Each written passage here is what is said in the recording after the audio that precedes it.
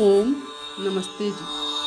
आपका स्वागत है आपका अपना चैनल आओ वेद पढ़े में। इस चैनल पर केवल आचार्य प्रदीप कुमार शास्त्री जी का ऑनलाइन व ऑफलाइन शास्त्रीय कक्षाओं के वैदिक व्याख्यान उपलब्ध होंगे। अपने चैनल पर आने वाले वीडियो की सूचना पाना चाहते हैं तो लाइक और सब्सक्राइब करें तथा घंटी के बटन को दबाएं, जिससे कि वीडियो अपलोड होते ही सबसे पहले सूचना पा सकें। वेद पढ़ें पढ़ाएं, सुने सुनाएं, वेद का संदेश घर घर पहुँचाएं। ऋषि ऋण को चुकाएं, अपना कर्तव्य निभाएं, जीवन सफल बनाएं।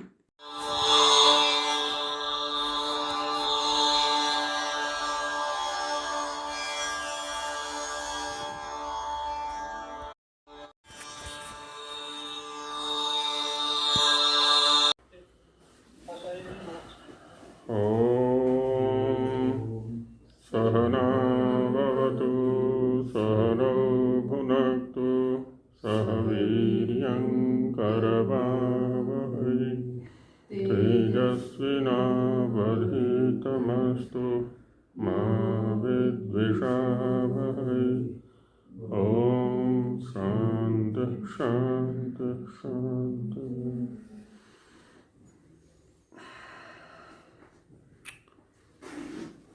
वेद संज्ञा किसकी है? मंत्र भाग की ही वेद संज्ञा है। मंत्र भाग से अतिरिक्त जो ग्रंथ हैं उनकी वेद संज्ञा नहीं है। मुख्य रूप से ब्राह्मण ग्रंथों को लेकर के चर्चा चल रही है। ब्राह्मण ग्रंथों वेद क्यों नहीं कहलाते? तो इनके अवान्तर जो विषय हैं ब्राह्मण ग्रंथों के, उनके आधार पर परीक्षा करके ये बताया जा रहा है कि इन कारणों से, है ना, क्योंकि इनमें अनित्य इतिहास है, क्योंकि इनमें बाद के मनुष्यों के संवाद हैं, है ना, ये इतिहास हैं, पुराण हैं, गाथा हैं, नाराशंसी हैं, आदि आदि। और वेद के व्याख्यान हैं। ये व्याख्यान और व्याख्येय अलग होते हैं सर्वथा। तो इन सब कारणों से ब्राह्मण को वेद नहीं कह सकते। अब इसमें महाभाष्य, जो कि व्याकरण का प्रमाणभूत ग्रंथ है, उसके आधार पर कुछ प्रतिपादन करते हैं। किन्हीं का कुछ विचारणीय तो नहीं है। तो इसमें कहा कि अन्यच्च महाभाष्ये भी, है ना, महाभाष्य में भी कहा गया है। महाभाष्य केवल व्याकरण का ग्रंथ नहीं है, अपितु संपूर्ण वैदिक वाङ्मय का एक आदर्श रूप है। सारे वैदिक वाङ्मय का, और केवल वैदिक वाङ्मय का ही नहीं, अपितु लोक व्यवहार का भी आधार हमें महाभाष्य से उपलब्ध हो जाता है। लोक व्यवहार कैसे करना है, वेद को कैसे समझना है, संसार को कैसे समझना है, परिवार संचालन कैसे होता है, व्यक्तिगत जीवन का संचालन कैसे, सारी चीज़ें महाभाष्य से उपलब्ध हो जाती हैं। तो अद्भुत ग्रंथ है। वैसे तो किसी भी आर्ष ग्रंथ को हम पढ़ेंगे, है ना, ऋषियों के किसी भी ग्रंथ को पढ़ लें, अपने आप में प्रत्येक ग्रंथ अद्भुत है, बेजोड़ है। हाँ जी, आवाज नहीं आ रही जी। और सभी विद्याओं को बतलाने वाला है प्रत्येक ग्रंथ। आपके यहाँ समस्या होगी ऐसा लग रहा है कुछ, क्योंकि यहाँ से तो आवाज़ ठीक जा रही है। अन्यच्च महाभाष्ये भी, महाभाष्य में कहा है आरंभ में ही, है ना, प्रथम जो सूत्र है अष्टाध्यायी का वो है अथ शब्दानुशासनम। अथ माने अब यहाँ से शब्दों का अनुशासन आरंभ किया जा रहा है। जब ये कहा कि शब्दों का अनुशासन किया जा रहा है, कौन से शब्द साधु हैं, कौन से असाधु हैं, है ना, कौन से शब्द धर्म की उत्पत्ति में निमित्त बनेंगे व्यवहार किए जाने पर, और कौन से शब्द अधर्म की उत्पत्ति में निमित्त बनेंगे, आदि आदि चर्चा वहाँ पर आरंभ किए। तो वहाँ प्रति प्रश्न किया है कि केशाम शब्दानाम, कि किन शब्दों का अनुशासन आप करने जा रहे हैं अभी यहाँ पर। तो उसके उत्तर में कहा लौकिका नाम वैदिका नाम च, है ना। लौकिक माने लोके भवाः या लोके विदिताः, लौकिका जो लोक में प्रयोग में आते हैं शब्द परस्पर व्यवहार में, है ना, लोक में जो प्रसिद्ध शब्द हैं वो लौकिक हैं, और जो वेद के शब्द हैं, वेद ज्ञान जिन शब्दों के माध्यम से ईश्वर ने उनका उपदेश किया है तो वो शब्द वैदिक हो गए। तो कहते हैं दोनों प्रकार के शब्दों का अनुशासन यहाँ किया जाएगा। तो कहते हैं लौकिक कौन से हैं और वैदिक कौन से हैं, थोड़ा उदाहरण दे करके समझाइए। तो उसमें दिखाते हैं तत् लौकिकास्तावत, लौकिक शब्द कैसे होते हैं, जैसे गौः, अश्वः, पुरुषो, हस्ती, शकुनिः, मृगः, ब्राह्मणः इति। कहते लौकिक शब्द वो होते हैं जिनकी आनुपूर्वी निश्चित नहीं होती। किसी भी शब्द का कहीं भी कभी भी हम प्रयोग कर लिया करते हैं प्रसंग के अनुसार। जैसे गौ, अश्व आदि हैं, जहाँ गौ की प्रधानता होगी तो गौ का प्रयोग करेंगे, अश्व का प्रसंग होगा तो अश्व का प्रयोग करेंगे, पुरुष का प्रयोग प्रसंग होगा तो पुरुष का प्रयोग कर लेंगे, आदि आदि। और वैदिका खल्वपि, वैदिक शब्द वो होते हैं जिनकी आनुपूर्वी स्पेलिंग वर्तनी नियत होती है, निश्चित होती है। जैसे शन्नो देवीरभीष्टय, है ना, ये आनुपूर्वी है। पहला पद है शम, दूसरा नः, तीसरा देवी, चौथा अभिष्टय।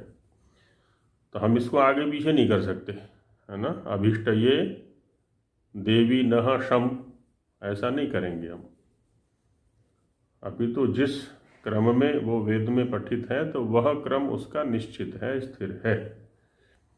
इषेत्वोर्जेत्वा अग्निमीळे पुरोहितम, इषेत्वोर्जेत्वा यजुर्वेद का हो गया, अग्निमीळे पुरोहितम ऋग्वेद का, अग्न आया ही वीतये सामवेद से है, और शन्नो देवी ये अथर्ववेद से है। तो ऐसे क्या है, ये दो प्रकार के शब्द यहाँ दिखाए। लौकिक और वैदिक में अंतर क्या रहा, वैदिक शब्दों की जो आनुपूर्वी है वो निश्चित है, स्थिर है, बदला नहीं करती, जबकि लौकिक शब्दों की आनुपूर्वी निश्चित नहीं है, स्थिर नहीं है, वो प्रसंग के अनुसार बदलती रहती है, व्यक्ति के अनुसार, अभिप्राय के अनुसार बदलती रहती है। आनुपूर्वी क्या है? पहले ये शब्द, फिर ये, फिर ये, फिर ये। अब जैसे अग्निमीळे पुरोहितम यज्ञस्य देवम ऋत्विजम होतारम रत्नधातमम, अब एक क्रम है यहाँ शब्दों में। पहले अग्निम है, फिर ईड़े है ना, अग्निम, ईड़े, पुरोहितम, यज्ञस्य, देवम, ऋत्विजम। तो ये क्रम निश्चित है वेद का, इसको हम आगे पीछे नहीं कर सकते। अर्थ में मतलब गड़बड़ होगी फिर, बहुत ज़्यादा गड़बड़ हो जाएगी। अच्छा, थोड़ी गड़बड़ नहीं, बहुत अधिक गड़बड़ होती है। और पदार्थ में तो फिर पदार्थ में जो लिखते हैं ऋषि, हाँ, अब स्वामी जी का जो भाष्य है वो 3 प्रकार का है। पहला है पदार्थ। तो पदार्थ में तो मंत्र में जो पद जिस क्रम से पठित है उसी क्रम से उसका अर्थ दिया है हाँ जी, पदार्थ में। फिर और उसके बाद है अन्वय, अन्वय। है ना। अन्वय में फिर उसको वाक्य के अनुसार आगे पीछे किया है शब्दों को। फिर है पदार्थान्वय, है ना। तो जैसा अन्वय किया था उसके अनुसार फिर पदार्थ को दिखला देते हैं अन्वय के अनुसार। अच्छा जी, थोड़ा आवाज साफ नहीं आ रही है। और हाँ जी, ओम ओम, हाँ जी, आवाज साफ नहीं आ रही है, गड़गड़ आ रही है आवाज।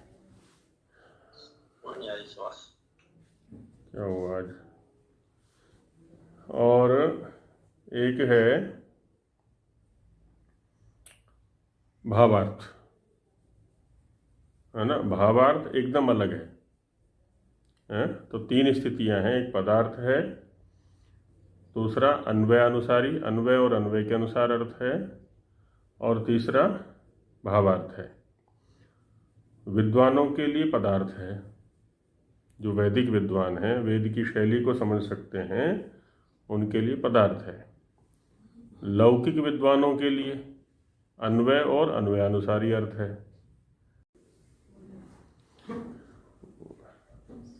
तो उसमें तो जो लौकिक विद्वान है ना, तो उनके लिए अन्वय और अन्वयानुसारी पदार्थ है। और जो अति सामान्य है उनके लिए भावार्थ है। तो भावार्थ में तो क्या है ना, केवल सार रूप प्रस्तुत कर दिया गया है, उसमें पदार्थ या उससे कोई लेना देना नहीं है ना। एक सार क्या निकला, शिक्षा क्या मिली, बस वो शिक्षा जो है भावार्थ में रख दी गई है। तो तीन स्तर पर है भाष्य स्वामी जी का। तो पहला प्रयास हमें करना है पदार्थ पर, क्योंकि पदार्थ में ही आत्मा है वेद की। जो ऋषि का भी तात्पर्य मुख्य उसी में है। अन्वय में तो आगे पीछे करने पड़ जाते हैं पद में, तो वहाँ तो वेद का जो स्वारस्य है वो नहीं रह जाता जो रहना चाहिए।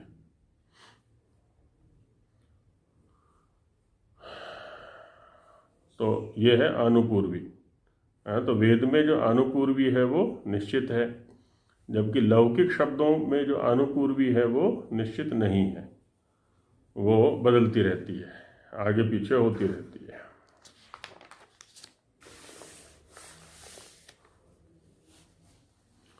अब यहाँ पर हेतु दे रहे हैं महाभाष्य के प्रयोगों से कि यदि ब्राह्मण ग्रंथानामपि वेद संज्ञा अभिष्ठाभूत, वैदिक लोगों को, भाष्यकार को। हाँ जी,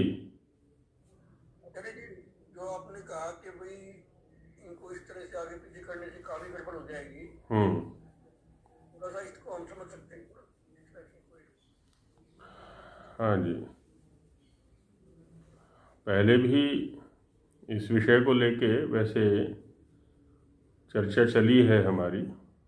फिर से समझ लें, एक लोक से उदाहरण उठाते हैं, क्योंकि वैदिक उदाहरण को समझने के लिए तो बहुत कुछ अपेक्षित होता है।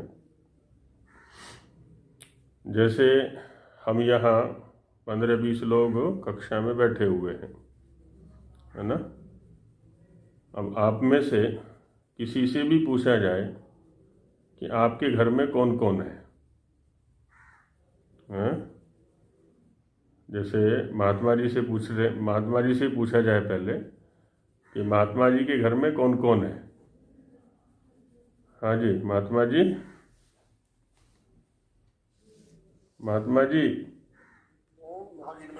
हाँ जी, आपके घर में कौन कौन है, केवल संबंध से बतलाना है आपको, नाम की आवश्यकता नहीं है।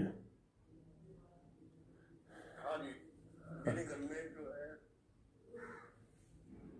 धर्मपत्नी है और एक पुत्र है, एक पुत्र बाहर है अभी इस समय। छोटे का पुत्र है यहाँ पे और उनकी श्रीमती है और उनके 2 बच्चे हैं। उनके 2 बच्चे हैं और मैं हूँ, है ना। अब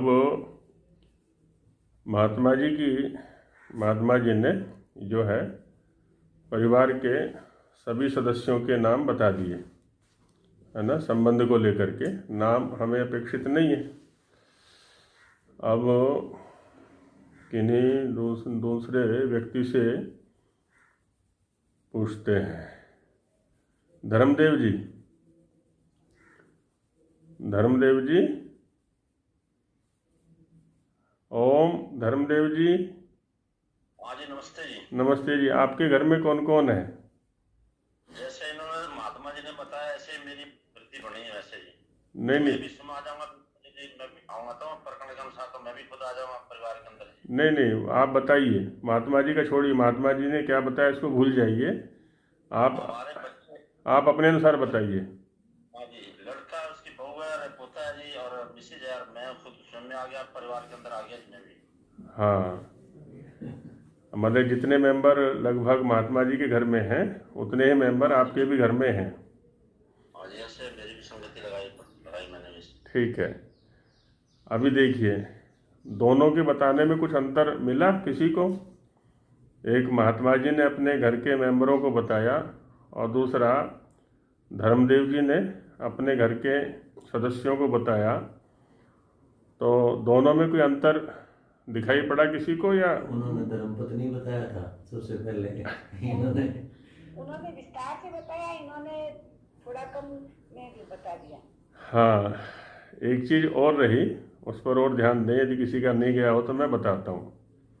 विशेष कारण। महात्मा जी ने पहले धर्मपत्नी को बोला, हाँ, उसके बाद लड़कों को बोला कि 2 लड़के हैं, एक घर में व्यापार करता है, पहले उसको स्थान दिया। और जो दूसरा है, हालांकि क्रम में जो बाहर है वो बड़ा है, तो बड़े वाले का स्थान बाद में रखा। और उसके बाद जो है उनकी पत्नी है बच्चों की, और फिर उनके बच्चे हैं, इनके पोते हैं, और सबसे बाद में स्वयं को रखा। महात्मा जी के बुद्धि में क्या रहा वो एक अलग पक्ष है। तो निश्चित रूप से इस आनुपूर्वी को निश्चित करने में महात्मा जी की एक विशेष बुद्धि काम कर रही है। पहले पत्नी को रखा क्यों, फिर जो बच्चा यहाँ काम कर रहा है उसको रखा क्यों, फिर जो बच्चा बाहर काम कर रहा है उसको रखा क्यों, उसके बाद बच्चे की श्रीमती को रखा क्यों, उसके बाद पोते पोती को रखा क्यों, और उसके बाद स्वयं को रखा है। यहाँ एक चिंतन विशेष काम कर रहा है। अच्छा, धर्मदेव जी का जो अनुपूर्वी रही वो उससे अलग रही। धर्मदेव जी ने बच्चों से आरंभ किया कि मेरे बच्चे हैं, और उसके बाद पोते पोती हैं, है ना, मेरी धर्मपत्नी है, और उन्हीं में मैं भी आ जाता हूँ, है ना। हालांकि इनकी जो अभिव्यक्ति है वो थोड़ी रुखड़ी सी भी रही, और जो क्रम है वो भी अलग रहा। होता क्या है, प्रत्येक व्यक्ति घर के अंदर, है ना, ये आवश्यक नहीं है कि हर व्यक्ति एक को ही प्रधानता देता हो, प्रमुखता देता हो। कोई बच्चों को प्रधानता देता है, कोई पत्नी को प्रधानता देता है, कोई स्वयं को प्रधानता देता है, कोई पोते पोती को प्रधानता देता है। वो स्नेह के कारण से भी हो सकता है, और भी बहुत सारे कारण वहाँ पर हो सकते हैं। अब यदि सभी व्यक्तियों से पूछा जाए तो निश्चित रूप से सबकी अनुपूर्वी अलग अलग मिलेगी। पहले संकेत न दिया जाए तो, पहले यदि संकेत न दिया जाए, सबकी अनुपूर्वी अलग अलग मिलेगी। कोई स्वयं को पहले गिनेगा, कोई अपनी पत्नी को पहले गिनेगा, कोई अपने पोते पोती को पहले गिनेगा, कोई अपने बेटे को पहले गिनेगा, कोई बाहर वाले बेटे को पहले गिनेगा, है ना। हो सकता है बाहर वाला बेटा अधिक सहयोग करता हो, घर वाला उतना सहयोग ना करता हो, या घर वाला अधिक सहयोग करता हो, बाहर वाला कम, आदि आदि बहुत सारी चीज़ें हो सकती हैं वहाँ पर। तो शब्द की अभिव्यक्ति में हमारी मनोदशा बहुत अधिक काम करती है, और वही मनोदशा यहाँ काम कर रही है ना। प्रत्येक वाक्य अलग अलग मिलेगा इस तरह से, तो ये अर्थ पर प्रभावी है। ठीक वैसे ही जो वेद मंत्र हैं उनमें भी, है ना, सारे पद सहेतुक हैं। पहले इसको रखना, फिर इसको रखना, फिर इसको रखना, आदि आदि, वो है। वो भी प्रधानता के बिल्कुल है, अनुपूर्वी है ना। है। हाँ, तो वहाँ पर भी है, पहले ईश्वर का स्वरूप बता दिया है और उसके बाद जो मुझे चाहिए उसकी चर्चा कर दी गई है वहाँ पर। अभी स्नान मंत्र का पाठ चलता है। स्नान मंत्र जो आए हुए हैं वो अथर्ववेद के प्रथम कांड के 5वें और 6ठे सूक्त से हैं। आपो हिष्टा मयो भुवस्तान ऊर्जे दधातन महिरणाय चक्षसे आदि करके हैं। तो उसमें मैं एक मंत्र दिखा देता हूँ उदाहरण के रूप में। प्रत्येक मंत्र पर यदि समझना हो तो महात्मा जी संसार छोड़ करके पढ़ने पे लग जाइए, तो फिर समझ में आ जाएगा। हाँ, फिर भी आपने कहा तो एक मंत्र का मैं उदाहरण दे देता हूँ। ये अथर्ववेद के प्रथम कांड के 6ठे सूक्त का 4था मंत्र है। यहाँ जल कितने प्रकार के होते हैं, है ना, इसका वर्णन है। मंत्र है, उसमें वैदिक नित्य क्रम विधि में भी स्नान के प्रकरण में 8 मंत्र उद्धृत हैं, तो उसमें अंतिम मंत्र है ये। मंत्र है शन्न आपो धन्वन्याः शमु सन्त्वनूप्याः शम न खनित्रिमा आपः शमु या कुंभ आभृताः शिवानः सन्तु वार्षिकी। अब यहाँ पर कहा है कि शन्न आपो धन्वन्या, है ना, जो धन्व प्रदेश के माने मरु स्थल के जो जल हैं वो हमारे लिए कल्याणकारी होवे। फिर कहा शमु संतु अनूप्याः, जो अनूप प्रदेश के, अनूप प्रदेश वो होता है जो जल प्रधान क्षेत्र भूमि होती है ना, जहाँ पर नमी अधिक रहती है। मरुभूमि तो शुष्क क्षेत्र हो गया जहाँ शुष्कता अधिक है, और अनूप वह क्षेत्र हो गया जहाँ पर नमी अधिक है, जल की अधिकता है। तो वहाँ के जल हमारे लिए कल्याणकारी हो गए। शमनः खनित्रिमा आपः, जो खोद करके प्राप्त किए जाते हैं भूमि को, वो जल हमारे लिए कल्याणकारी हों, जैसे कुएं इत्यादि को खोद करके हम जल प्राप्त करते हैं। शमुया कुंभ आभृताः, और जो घड़े से लाए जाते हैं ना जल, नदी आदि के माध्यम से, नदी से, तालाब से, है ना, वो घड़े में भर करके लाए जाते हैं जल, वो हमारे लिए कल्याणकारी हो गए। और शिवाना संतु वार्षिकी, जो वर्षा से प्राप्त जल है वो हमारे लिए कल्याणकारी हो गए। अब यहाँ देखिए, है ना, धन्वन्याः, अनूप्याः, खनित्रिमाः, कुंभ आभृताः और वार्षिकी, इतने प्रकार के जलों की चर्चा हुई। अब इसमें जो उत्तरोत्तर है, बाद वाला है, वो अधिक अच्छा है। माने जो वर्षा का जल है वो सबसे अच्छा, उसकी अपेक्षा घड़े का जल, उसकी अपेक्षा जो खोद करके, भूमि को खोद करके प्राप्त किया जाए जल, है ना, तो कम माने कम गुणवत्ता वाला हो गया। माने वर्षा से प्राप्त जल की अपेक्षा घड़े वाला जल कम गुणवत्ता वाला हुआ। घड़े वाले जल की अपेक्षा खोद करके प्राप्त जो जल हुआ है, खोद करके प्राप्त किया, वो कम गुणवत्ता वाला हुआ। उसकी अपेक्षा अनूप प्रदेश का जो जल है, और उसकी अपेक्षा जो धन्व माने मरुस्थल का जो जल है वो कम गुणवत्ता वाला है। तो ऐसे एक क्रम रखा हुआ है यहाँ पर। उत्तम जल वर्षा का जल, बाकी हाँ वो हीन हो गए, हाँ वो हीन हो गए। ऐसे ना युक्ति वहाँ पर लगती है, और भी बहुत सारे हैं।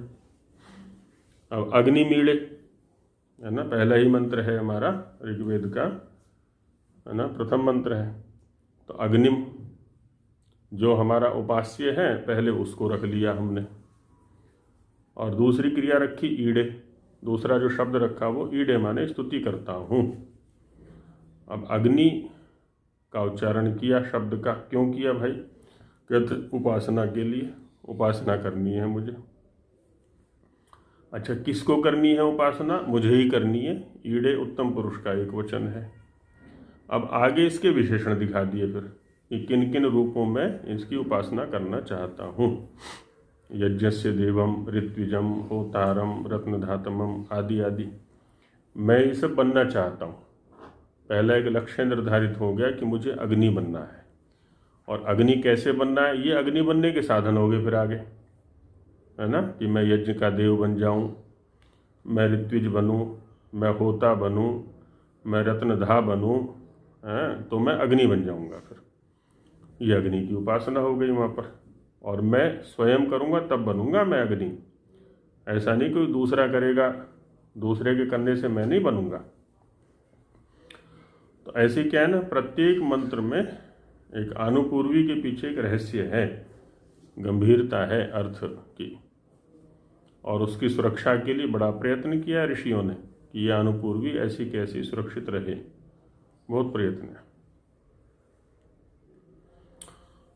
तो अब यहाँ चलते हैं प्रकृत विषय में। यदि ब्राह्मण ग्रंथानामपि वेद संज्ञा अभीष्टाभूत, भाष्यकार को ब्राह्मण ग्रंथों की भी यदि वेद संज्ञा अभीष्ट होती कि ब्राह्मण ग्रंथ भी वेद हैं, ऐसा अभीष्ट होता, तरी तेषामपि उदाहरणमादात, तो उनका भी उदाहरण दे देता। जैसे 4 वेदों से 4 उदाहरण दिए इन्होंने शन्नो देवी आदि करके, वैसे ही किसी ब्राह्मण ग्रंथ के भी या सभी ब्राह्मण ग्रंथों का भी एक एक वाक्य उद्धृत करके रख देते हैं यहाँ पर। लेकिन भाष्यकार ने ऐसा तो नहीं किया है। केवल जो मंत्र भाग हैं वेद के रूप में उन्हीं को उद्धृत किया है यहाँ पर। अतएव महाभाष्यकारेण मंत्र भागस्यैव वेद संज्ञां मत्वा प्रथम मंत्र प्रतीकानि वैदिकेषु शब्देषु उदाहरितानि। इसीलिए जब वो वैदिक शब्दों के उदाहरण दिखलाने लगे महाभाष्यकार, तो उन्होंने क्या किया है कि जो मंत्र भाग है ना, उसी के शब्दों को यहाँ पर रखा है। प्रत्येक वेद के प्रथम मंत्र के कुछ शब्द लेकर के आरंभ वाले उनको रख दिया है। तो इससे ये स्पष्ट होता है कि ब्राह्मण ग्रंथों को वेद नहीं मानते महाभाष्यकार। किंतु यानी गौर अश्व इत्यादीनि लौकिकोदाहरणानि दत्तानि, किंतु जो लौकिक उदाहरण के रूप में गौ अश्व हस्ती पुरुष मृग आदि दिए हैं, तानि ब्राह्मणादि ग्रंथेषु एव घटन्ते, है ना, वो पद वो क्रम ब्राह्मण ग्रंथों में ही घटित होता है, आगे पीछे हो जाते हैं वहाँ पर तो शब्द। कुतः, क्यों ऐसा है? तो तेषु ईदृश शब्द पाठ व्यवस्था व्यवहार दर्शनात्, क्योंकि उन ब्राह्मण ग्रंथों में ईदृश माने इस प्रकार के शब्द पाठ के व्यवहार का दर्शन होने से, तो ये है। और अच्छा, वेद में क्या होता है ना, अग्नि के पर्यायवाची शब्द का भी प्रयोग नहीं करना है। जो शब्द जहाँ पठित है उसी से वह अर्थ गंभीरता निकलेगी। ऐसा नहीं कि अग्नि के स्थान पर हम आग शब्द को रख देंगे या अन्य किसी शब्द पर्यायवाची को रख देंगे, तो पर्यायवाची में भी वह अर्थ गंभीरता नहीं आएगी। जो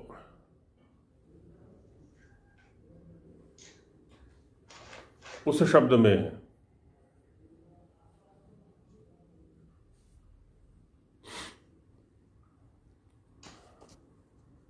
इसलिए है ना वही शब्द रहेगा। वेद के अंदर क्या है ना, वही शब्द रहेगा और वही क्रम रहेगा शब्दों का। ना क्रम भंग करना है, ना उस शब्द के स्थान पर किसी दूसरे शब्द का प्रयोग करना है। अच्छा, और प्रयोग दिखाते हैं अष्टाध्यायी के। द्वितीया ब्राह्मणे, अब यहाँ ब्राह्मण शब्द का स्पष्ट रूप से उच्चारण किया है, तभी तो करेंगे जब वेद और ब्राह्मण को अलग मानेंगे। चतुर्थ्यर्थे बहुलम छंदसी, वहीं पर सूत्र है ये, उसी से आगे यहाँ छंदसी कह दिया है, तो छंद शब्द जो है वेद के लिए आता है, ब्राह्मण जो है वो अलग हो गया, तो अलग अलग शब्दों का प्रयोग किया हुआ है। पुराण प्रोक्तेषु ब्राह्मण कल्पेषु, अब यहाँ पर भी ब्राह्मण शब्द का प्रयोग किया हुआ है। इति अष्टाध्याय्याम सूत्राणि, है ना। ये अष्टाध्यायी में इस प्रकार से और भी बहुत सारे सूत्र हैं जो हमें बताते हैं कि ब्राह्मण ग्रंथ अलग हैं और जो वेद हैं वो अलग हैं, है ना, वो मंत्र भाग ही हैं। अत्रापि पाणिनिर आचार्यैः वेद ब्राह्मणयोर भेदेनैव प्रतिपादनम कृतम। तो इन सूत्रों में भी, अत्रापि माने अष्टाध्यायी में, इन सूत्रों के अंतर्गत भी पाणिनि आचार्य ने वेद और ब्राह्मण इन दोनों का भेदेनैव, भेद रूप से ही, अलग अलग रूप में ही प्रतिपादन किया है कि ब्राह्मण भाग अलग है और वेद भाग अलग है। तद्यथा, उसमें दिखाते हैं कि पुराणैः प्राचीनैर् ब्रह्माद्य ऋषिभिः प्रोक्ताः ब्राह्मण कल्प ग्रंथाः वेद व्याख्यानाः सन्ति, है ना। पुराण प्रोक्तेषु ब्राह्मण कल्पेषु, इस सूत्र का अर्थ दिखा रहे हैं स्वामी जी यहाँ पर कि पुराणैः माने प्राचीनैः, है ना। पुराण का अर्थ दिया यहाँ पर प्राचीन, पुराने। कौन है वो पुराने? ब्रह्मादि ऋषि भी, जो ब्रह्मा आदि ऋषि हैं उनके द्वारा प्रोक्त प्रवचन किए गए जो ग्रंथ हैं वो कौन से हैं? ब्राह्मण कल्प ग्रंथा, ब्राह्मण ग्रंथ हैं या कल्प ग्रंथ हैं। और वो कैसे हैं? वेद व्याख्यानाः सन्ति, वेद के व्याख्यान रूप हैं वो ग्रंथ, है ना। वेद नहीं है अपितु वेद के व्याख्यान रूप ग्रंथ हैं वो, जो कि ऋषियों के द्वारा प्रवचन किए गए हैं। अतएव एतेषां पुराणे इतिहास संज्ञा कृता अस्ति, इसीलिए इन ब्राह्मण ग्रंथों की पुराण अथवा इतिहास ये नाम रखा गया है, यह संज्ञा की गई है। यद्यत्र छंदो ब्राह्मणयोर वेद संज्ञाभीष्टा भवेत्, यदि यहाँ पर भी छंद और ब्राह्मण माने मंत्र और ब्राह्मण, इन दोनों की वेद संज्ञा अभिष्ट होती आचार्य पाणिनि को, तो फिर तर्हि चतुर्थर्थे बहुलम छंदसी इत्यत्र छंदो ग्रहणम व्यर्थम स्यात्। है, पहले है द्वितीय ब्राह्मणे और उसके आगे है एक सूत्र छोड़ करके चतुर्थ्यर्थे बहुलम छंदसी। तो यहाँ छंदसी क्यों पढ़ा हुआ है? द्वितीय ब्राह्मणे से ब्राह्मणे की अनुवृत्ति ले लेते, जब दोनों एक ही अर्थ वाले हैं, ब्राह्मण और छंद। तो चतुर्थ्यर्थे बहुलम छंदसी में छंद शब्द का ग्रहण करना व्यर्थ होता है। कुतः? क्यों? क्योंकि द्वितीय ब्राह्मणे इति ब्राह्मण शब्द से प्रकृतत्वात्, द्वितीय ब्राह्मणे से ब्राह्मण का प्रकरण चल ही रहा है। जब ब्राह्मण का प्रकरण चल रहा है, ब्राह्मण का नाम है वेद, तो वेद है तो बस फिर छंदसी कहने की आवश्यकता ही नहीं है। तो पाणिनि आचार्य का जो ये व्यवहार है, अतो विज्ञायते, इससे ये जाना जाता है कि न ब्राह्मण ग्रंथानाम वेद संज्ञा अस्ति, ब्राह्मण ग्रंथों की वेद संज्ञा नहीं है ना। कितने सारे प्रमाण प्रस्तुत कर दिए हैं स्वामी जी महाराज ने। अतः किम सिद्धम, अब इस सारी चर्चा से सिद्ध क्या हुआ? सिद्ध ये हुआ कि ब्रह्मेति ब्राह्मणानाम नाम अस्ति, ब्रह्म शब्द ब्राह्मण के लिए भी आता है। ब्रह्म शब्द वेद के लिए तो आता ही है, ईश्वर के लिए तो आता ही है, ब्राह्मण के लिए भी ब्रह्म शब्द आता है। वैसे तो जो ब्राह्मण शब्द है ना, वो भी ब्रह्म से ही बना हुआ है ना। एक तो उधर हमने किया था कि ब्रह्म माने वेद का जो व्याख्यान ग्रंथ है उसका नाम ब्राह्मण है, और जब हम व्यक्ति को कहना चाहेंगे ब्राह्मण, यह ब्राह्मण है, तो ब्राह्मण कौन कहलाएगा? ब्रह्म अधीते वेदव, जो वेद का अध्ययन करता है, अध्यापन करता है, उसको जानना या जनाने का प्रयास करता है, पढ़ना पढ़ाना सुनना सुनाना वेद की ये क्रियाएं करता है, उसका नाम है ब्राह्मण। जो ग्रंथ के लिए है ब्राह्मण शब्द, तो वो तो हो गया। अष्टाध्यायी में एक सूत्र है, तस्य व्याख्यान इति च व्याख्यातव्य नामनः, है ना।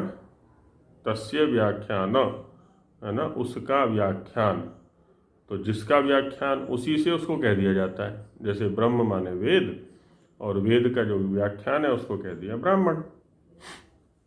और ब्राह्मण जब हम व्यक्ति में ले जाते हैं तो उसके लिए सूत्र है तदधीते तद्वेद, किसी विषय को जानता है अथवा किसी विषय को अध्ययन करता है, तो अध्ययन करने वाला अथवा जानने वाला भी उस शब्द से कह दिया जाता है। तो ब्रह्म अधीते ब्रह्म वेद, ब्रह्म को जानता है अथवा ब्रह्म का अध्ययन करता है वेद का, इसलिए वो ब्राह्मण कहलाता है।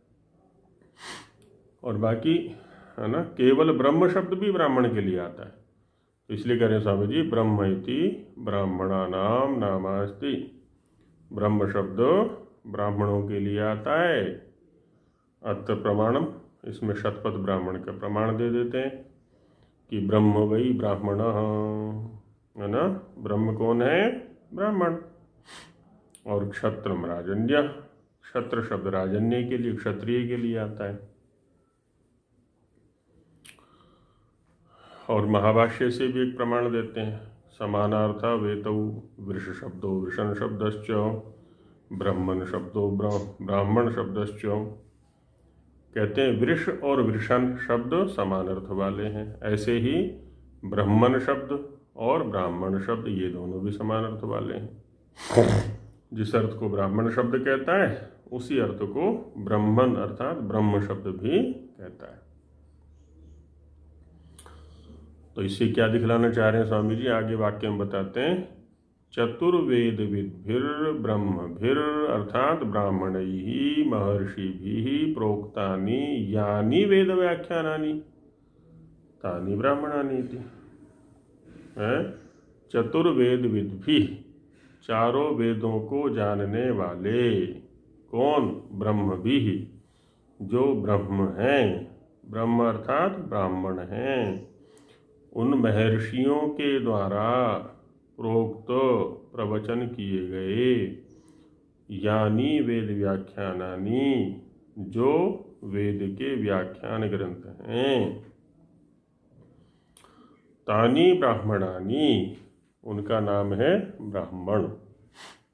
तो ब्रह्म भी प्रोक्तानि ब्राह्मणानि, अब यहाँ तेन प्रोक्तम सूत्र लगा दिया, तीन तरह से ब्राह्मण शब्द को बनाया, है ना। एक तो तस्य व्याख्यान इति च व्याख्यातव्य नामनः, है ना, वेद का व्याख्यान होने से, ब्रह्म का व्याख्यान होने से ब्राह्मण।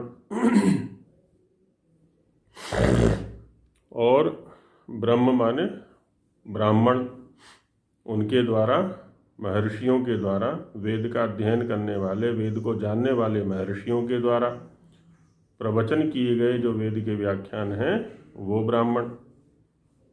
और जब व्यक्ति के लिए ब्राह्मण शब्द आता है तो वेद माने ब्रह्म, ब्रह्म माने वेद, इसको जानने वाला, अध्ययन करने वाला भी ब्राह्मण कहलाता है। अन्यच्च, और भी दिखाते हैं,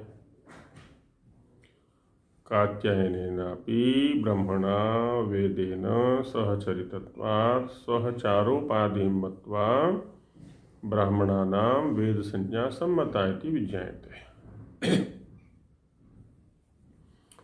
जो वेद ये मंत्र ब्राह्मणयोर वेद नामधेयम्, ऐसी परिभाषा आरंभ में उद्धृत की गई थी कात्यायन के नाम से। तो उसकी युक्ति दिखाते हैं कि कात्यायन ने भी ब्रह्मणा अर्थात वेदेन, वेद के साथ, सहचरितत्वात्, है ना, वेद के सहचरित होने से, उसके साथ में होने से,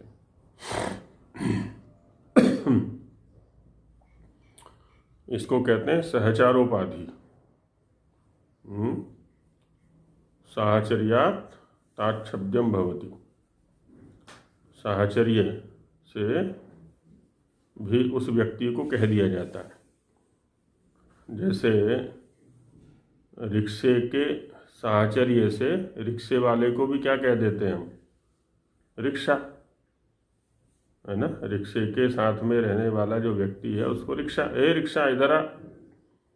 बुला तो रहे हम रिक्शे वाले को, लेकिन रिक्शे को संबोधित कर रहे हैं क्योंकि वहाँ पर नित्य सहचार संबंध है।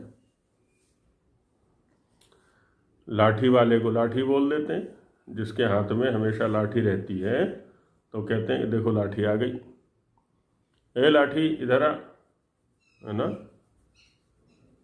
तो ये क्या है? सहचारोपाधि है। पीले कपड़े वाले को पीला बोल देंगे, सफ़ेद वाले कपड़े को, सफ़ेद कपड़े वाले को सफ़ेद बोल देते हैं।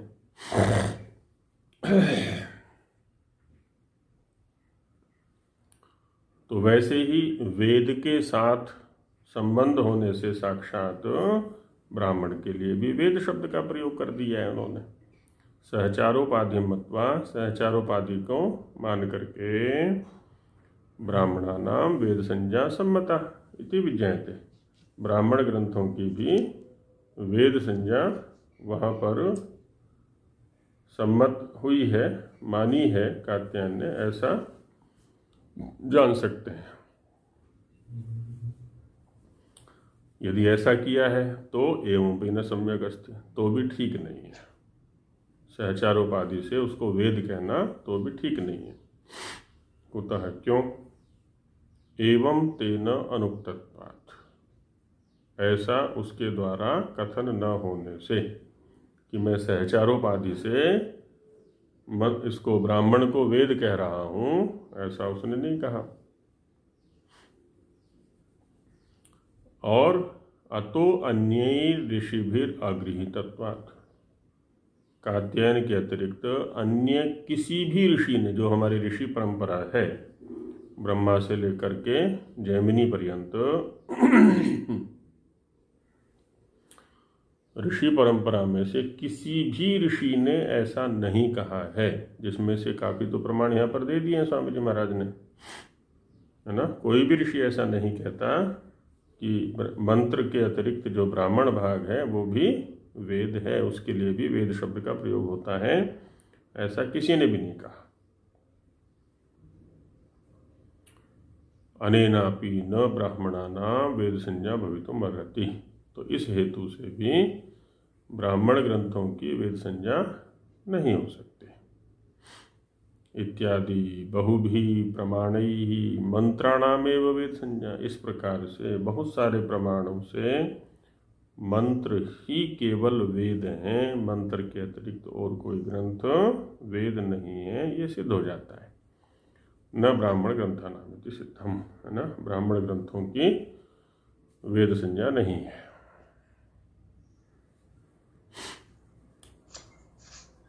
अब इसको भाषार्थ में खोलते हैं कि ब्राह्मण ग्रंथों की वेद संज्ञा नहीं होने में व्याकरण महाभाष्य का भी प्रमाण है।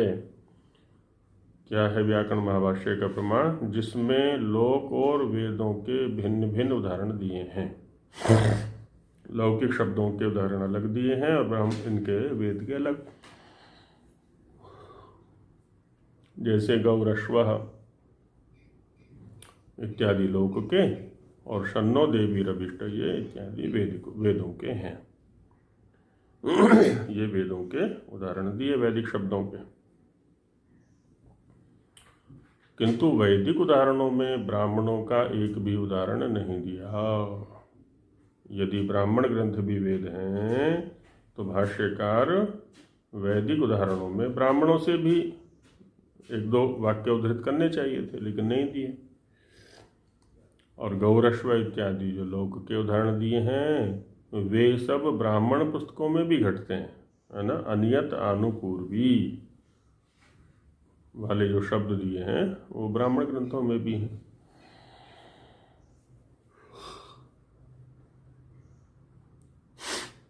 क्योंकि उनमें ऐसा ही पाठ है ना। ब्राह्मण ग्रंथों में तो पाठ ऐसा ही है, अनुपूर्वी निश्चित नहीं है वहाँ पर। इसी कारण से ब्राह्मण पुस्तकों की वेद संज्ञा नहीं हो सकती। तो महाभाष्यकार के अनुसार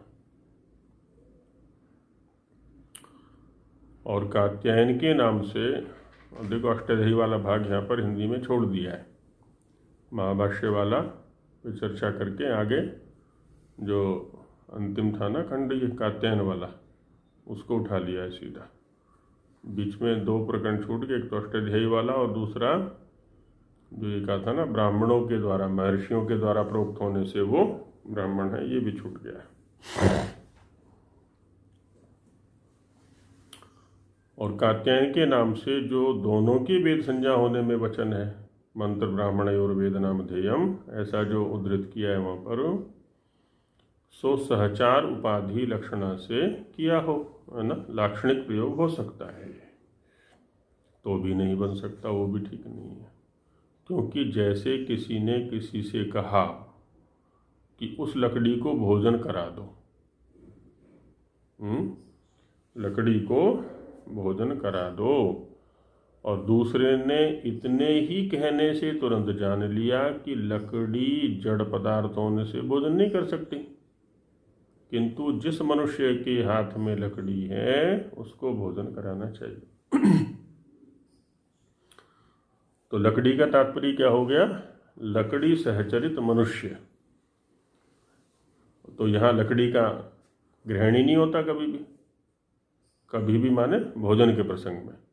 जब ये कहा जाएगा ना लकड़ी को भोजन करा दो, तो किसी भी काल में लकड़ी को भोजन नहीं कराया जाएगा, अपितु लकड़ी है हाथ में जिसके, उस पुरुष को भोजन कराया जाएगा।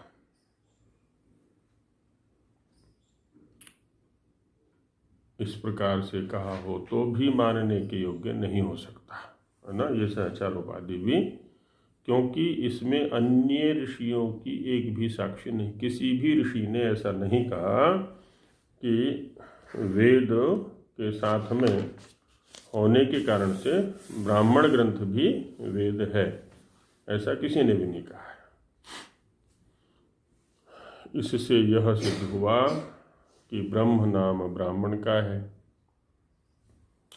ब्रह्म, अब देखो यहाँ आगे कर दिया उसको पाठ को, सो ब्रह्मादि जो वेदों के जानने वाले महर्षि लोग थे, उन्हीं के बनाए हुए ऐतरेय शतपथ आदि वेदों के व्याख्यान हैं। उन्होंने वेदों को अच्छे प्रकार से जाना था और जान करके फिर उनके व्याख्यान ग्रंथ तैयार किए थे बाद के लोगों के लिए। इसी कारण से उनके किए ग्रंथों का नाम ब्राह्मण हुआ, है ना, इसीलिए उनको ब्राह्मण ग्रंथ कहते हैं। इससे निश्चय हुआ कि मंत्र भाग की ही वेद संज्ञा है, ब्राह्मण ग्रंथों की नहीं। तो ब्राह्मण ग्रंथ वेद नहीं है, मंत्र भाग ही वेद है। और दिखाते हैं, किंच भो, ये प्रश्न करने का एक तरीका है, एक उपाय है। क्यों भाई, है ना, हिंदी में बोलते हैं ना आपस में चर्चा करते हुए, जब दो व्यक्ति किसी विषय को लेकर चर्चा कर रहे हैं, है ना, तब कहते हैं क्यों भाई, ऐसा भी तो है, किंच भो ब्राह्मण ग्रंथानामपि वेदवत प्रामाण्यम कर्तव्यम आहुस्वित नैति। कहते हैं कि वेद के समान, जैसे वेद का प्रामाण्य होता है, प्रामाणिकता है, तो ब्राह्मण ग्रंथों के भी प्रामाणिकता है कि नहीं। जब वो वेद के व्याख्यान ग्रंथ हैं और महर्षि जिन्होंने वेदों को अच्छे प्रकार से जाना था उनकी रचनाएं हैं, तो वो भी तो वेद के सदृश ही प्रमाण होने चाहिए। तो ऐसा है कि नहीं। तो अत्र ब्रूम, इस विषय में बताते हैं आपको कि नैतेषां वेदवत प्रामाण्यम कर्तुम योग्यम अस्ति। वेद का जो प्रामाण्य है वो तो वेद का ही है, अन्य किसी का नहीं हो सकता है। तो इसलिए वेद के समान ब्राह्मण ग्रंथों का प्रामाण्य नहीं हो सकता, चाहे वो किसी की भी कृति हो। वेद तो वेद ही है। जैसे ईश्वर का सादृश्य किसी में भी नहीं है। कोई कहे कि ईश्वर के सदृश इसको भी मान ले, नहीं मान सकते। ईश्वर तो ईश्वर ही है, उसके सदृश कोई भी नहीं है। ठीक वैसे ही उसका जो उपदेश है, सर्वज्ञ ईश्वर का जो उपदेश वेद है, उसका सादृश्य अन्य किसी ग्रंथ में नहीं आ सकता। तो इसलिए करें नैतेषां वेदवत प्रामाण्यम कर्तुम योग्यमस्ति।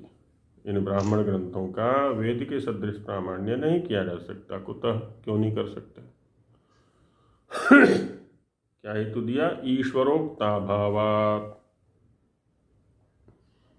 वेद संज्ञा केवल ईश्वरोक्त की ही है और ब्राह्मण ग्रंथ ईश्वरोक्त नहीं है। तो ईश्वर के द्वारा उक्त न होने से, है ना, ईश्वरोक्ता भावात, ईश्वर के द्वारा उक्त का अभाव न होने से। इसलिए क्या है? तद अनुकूलतयैव प्रमाणार्हत्वाच्च। ब्राह्मण ग्रंथों का भी प्रामाणिकता वहीं तक है, उतने में ही है। कितने में? जहाँ तक वो वेद के अनुकूल है। और जैसे ही वो वेद के विरुद्ध जाएंगे, वेद से अलग हट करके कुछ कहने लगेंगे, तो वो प्रमाण कोटि से बाहर चले जाएंगे। तो तद अनुकूल तयैव, तत् माने वेद, वेदों के अनुकूल होने से ही, प्रमाण के योग्य होने से, जिनका? ब्राह्मण ग्रंथों का। इति परंतु संति तानि परतः प्रमाण योग्यान्येव इति। इस प्रकार से जो ब्राह्मण ग्रंथ हैं वो स्वतः प्रमाण नहीं, अभी तो परतः प्रमाण हो गए, है ना। वेदों से उनकी प्रामाणिकता होगी। वेदों का स्वतः प्रामाण्य हो गया और ब्राह्मण ग्रंथों का परतः माने वेदों से प्रामाणिकता बनेगी उनकी।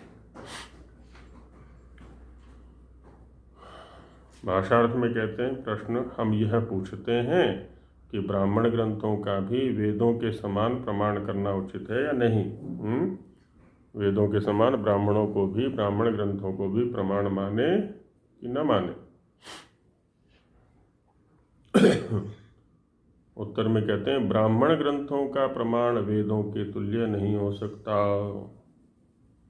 क्योंकि वे ईश्वरोक्त नहीं हैं। कौन? ब्राह्मण ग्रंथ। और परंतु वेदों के अनुकूल होने से प्रमाण के योग्य तो हैं, क्योंकि वो वेदों के अनुकूल हैं, इसलिए प्रमाण के योग्य हैं।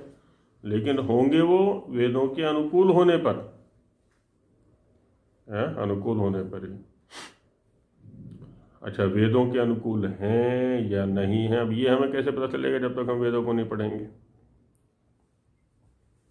इसीलिए ऋषियों ने पहले घोषणा कर दी थी, है ना, कि ब्राह्मणेन निष्कारणो धर्मः षडंगो वेदो ध्येयो ज्ञेयश्चेति। प्रत्येक व्यक्ति का यह निष्कर्म धर्म है, निष्कारण धर्म है, बिना किसी प्रयोजन को सामने रखे हुए धर्म है कि वह 6 अंगों सहित, उपांगों सहित वेदों का अध्ययन भी करे और जाने भी। पहला कार्य ये है जीवन का, उसके बाद अन्य कोई कार्य है। और एक व्यक्ति यदि 7-8 वर्ष का इस कार्य को आरंभ कर दे, बच्चा, तो लगभग 20 वर्ष तक सब कुछ हो लेता है उसका। 20-22 वर्ष तक सब हो लेता है। अब उसके बाद आजीविका के लिए कुछ भी करता रहे, कोई समस्या नहीं है। अब जीवन में कहीं मात नहीं खाएगा वो, क्योंकि उसका आंतरिक आधार मजबूत हो चुका है, तात्विक हो चुका है। इसलिए इति वेद संज्ञा विचार, इस प्रकार से ये वेद संज्ञा का विचार हो चुका है कि मंत्र भाग की ही वेद संज्ञा है, ब्राह्मण भाग की नहीं है। तो कल इसका वो कर लेंगे सिंहावलोकन। आज ये पूरा हो गया है, तो थोड़ा पढ़ करके आए सभी लोग। हाँ जी, ये वेद को विद जाने, विद विचारने, विद सत्यानाम, विद लाभे, ये तो हो गया धातु से जी। और ब्रह्म का जो है धातु से ब्राह्मण भी शब्द हो जाएगा। हाँ, उससे ब्रह्म और ब्राह्मण बन जाएगा। ठीक बात है। ठीक है जी। इसकी सही जा साथ में हो। हाँ जी, हाँ जी, चलिए। ओम सहना भवतु सहनौ भुनक्तु सह वीर्यं करवावहै तेजस्विनावधीतमस्तु मा विद्विषावहै। ओम शांति शांति शांति। सभी को नमस्ते जी। पटेल नमस्ते। नमस्ते।